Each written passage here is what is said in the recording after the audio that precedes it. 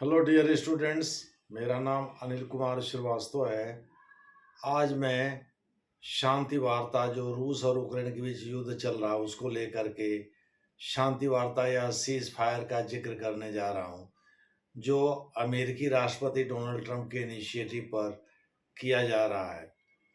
दरअसल Vladimir Putin ने दो शर्तें रख दी हैं सीज फायर के लिए, यानी यूक्रेन के साथ शांति वार्ता के लिए दो शर्तें रख दी हैं।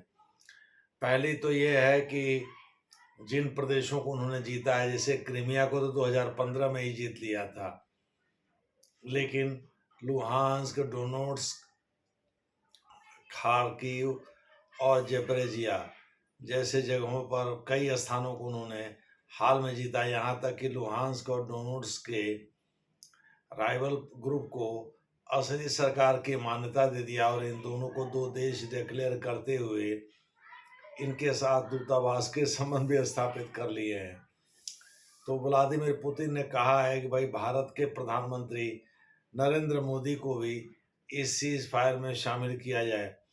यहाँ तक तो गनीमत, चूंकि भारत से अमेरिका के भी संबंध अच्छे हैं, लेकिन उत्तरी कोरिया के तानाशाह और वर्कर्स पार्टी ऑफ कोरिया के हेड, दूसरे शब्दों में सोशलिस्ट कंट्री या कम्युनिस्ट कंट्री नॉर्थ कोरिया के सोल पर्सनल डिक्टेटर या sole dictator Kim Jong Un को भी शामिल करने की वकालत कर दिया है रूस ने। आप सभी लोग को पता है कि नॉर्थ कोरिया और साउथ कोरिया का डिवीजन सेकेंड वर्ल्ड वॉर के बाद हो गया था।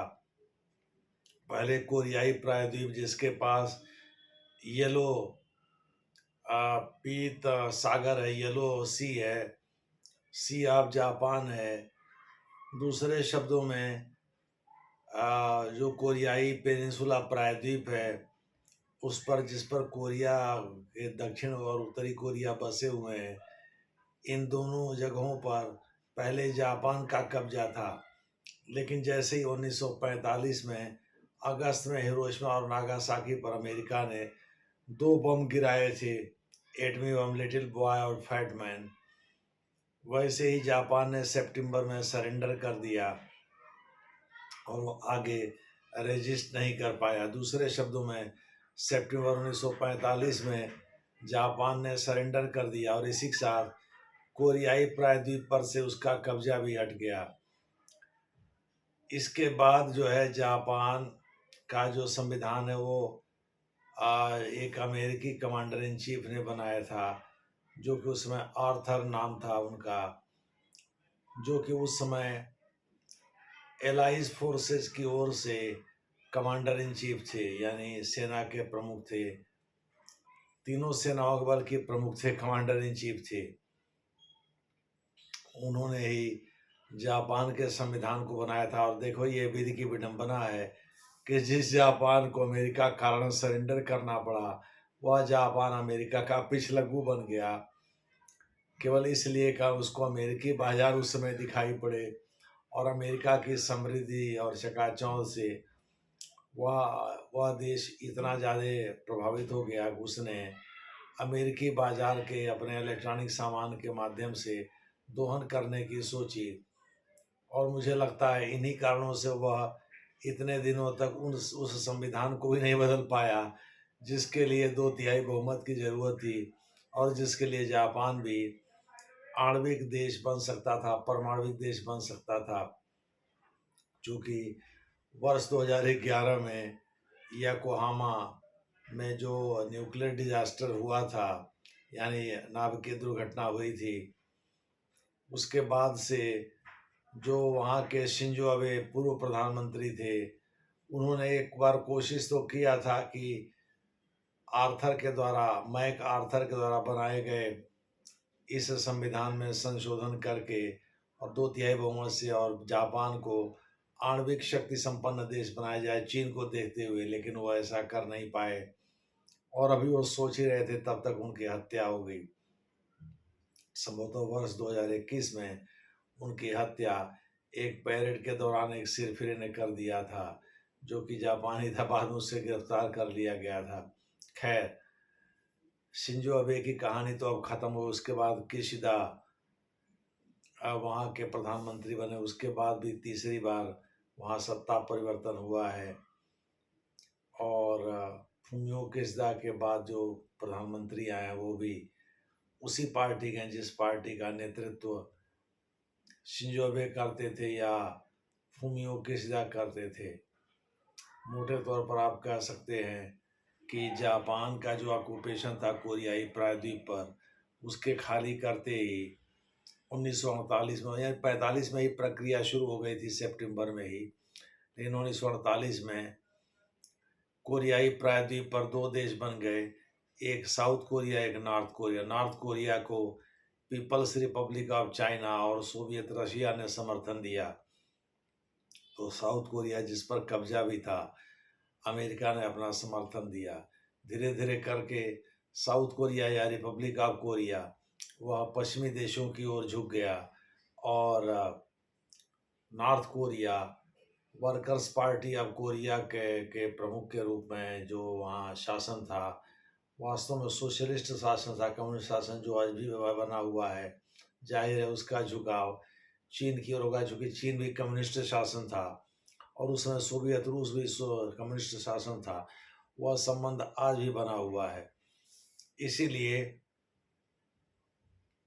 व्लादिमीर पुतिन चाहते हैं कि किम जोंग उन दो, जो कि वहाँ का इस समय मिलिट्री डिक्टेटर है और सोल डिक्टेटर है, पूरे देश का डिक्टेटर है, मतलब मिलिट्री कमीशन का हेड तो है ही, वो सोशलिस्ट पार्टी का भी हेड है, वर्कर्स पार्टी का भी हेड है।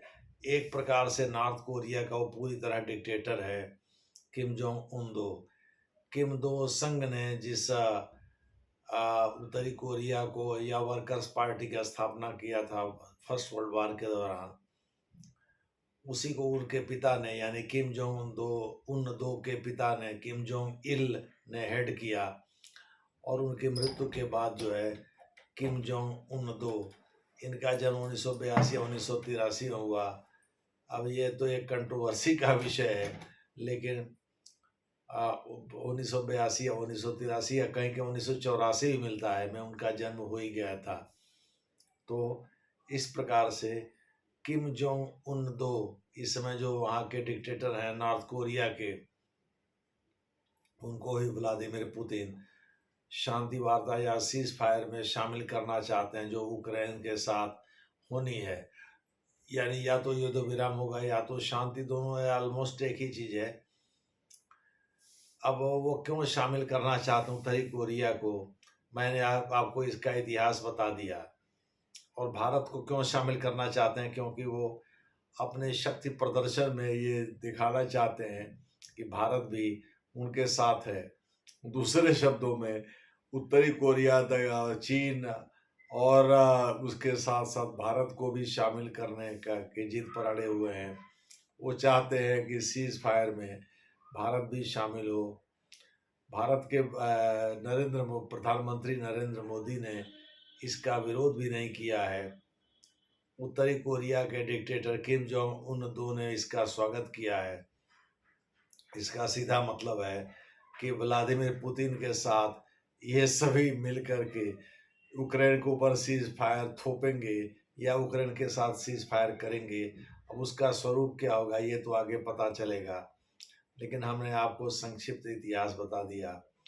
किम दो संघ ने जिस डायनेस्टी, जिस किम वंश की स्थापना किया था, जो वर्कर्स पार्टी का गठन किया था, और जो वर्कर्स पार्टी कहने के लिए तो वर्कर्स पार्टी और कम्युनिस्ट शासन है उत्तरी कोरिया में, लेकिन सच्चाई यही है कि वहाँ वो पर्सनल डिक्टेटर हैं या सोल डिक्टेटर हैं, किम जोंग उन दो, जिन्होंने अपने पिता किम जोंग इल से शासन को हस्तांतरित कराया है, उनको सत्ता मिली है।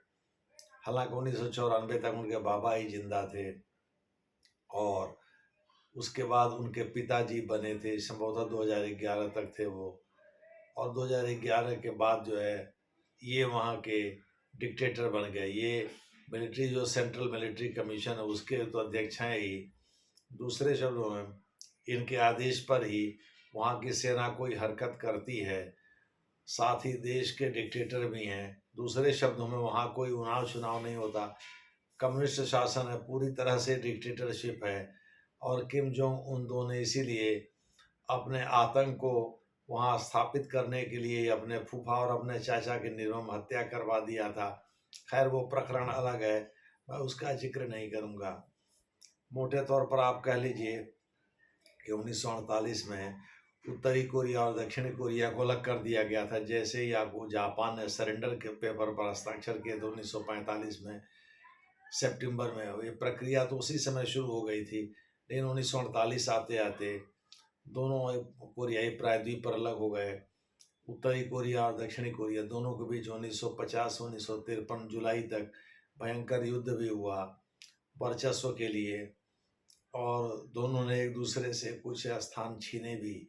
उत्तरी कोरिया और दक्षिण कोरिया ने, दक्षिण कोरिया को पश्चिमी देशों का समर्थन प्राप्त था, यहाँ तक कि जापान भी दक्षिण कोरिया का ही समर्थन कर रहा था, और उत्तरी कोरिया को सोवियत, रूस, चीन जैसे देश समर्थन दे रहे थे। जाहिर है किम जोंग उन दो के 25,000 करीब सेना लगी हुई है। यूक्रेन के विरुद्ध रूस के साथ युद्ध में लगी हुई है, रूसी सैनिकों का साथ दे रही है कंधे से कंधा मिला करके। इनकी संख्या करीब 25,000 है। पहले सुना गया था कि 15 से 18,000 है, लेकिन वास्तव में ये 25,000 के करीब संख्या है। तो किम जोंग उन दो जो सोवियत रूस के लिए इतना कर रहे हैं, तो सोवियत रूस ने यदि डिमांड किया है किम जोंग उन दो को भी गवाह के रूप में शामिल किया जाए, यानी सीज फायर या शांति वार्ता में यूक्रेन के साथ शामिल जो होने वाली है व्लादिमीर पुतिन की, उसके साथ इनको शामिल किया जाए। और अपने दोस्त भारत को भी वो नहीं भूले हैं, भारत को, नरेंद्र मोदी को भी शामिल कराना चाहते हैं। अब देखना है कि अमेरिकी राष्ट्रपति डोनाल्ड ट्रंप का अप्रोच इस मामले में क्या है। मुझे नहीं लगता कि उनको नरेंद्र मोदी को की उपस्थिति को लेकर के कोई आपत्ति होगी, लेकिन किम जोंग उन दो, जिनसे वो पहले कार्यकाल के दौरान सिंगापुर में शांति वार्ता कर चुके हैं, उनसे वो बहुत चिढ़े रहते हैं। और डोनाल्ड ट्रंप साहब पता नहीं किम जोंग उन दो को इस वार्ता में शामिल होने देना चाहेंगे कि नहीं हो चाहेंगे, देखना होगा। वैसे बहरहाल व्लादिमीर पुतिन ने अपनी बात रख दिया है। धन्यवाद।